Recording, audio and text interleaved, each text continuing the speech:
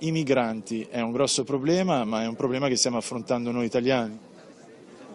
Ma credo che questo sia un problema in realtà di tutta Europa, perché che la gente che sia in zone di guerra o che sta male vada alla ricerca del lavoro o cerchi di poter star meglio mi sembra un fatto normale e non fermabile. Se la guardiamo dal punto di vista chi è oggi in Italia generalmente sono giovani, se guardiamo questo dato dovremmo anche dire quanti soldi queste persone lavorando versano all'INPS, al fisco per garantire anche altre situazioni e questo generalmente non viene mai detto.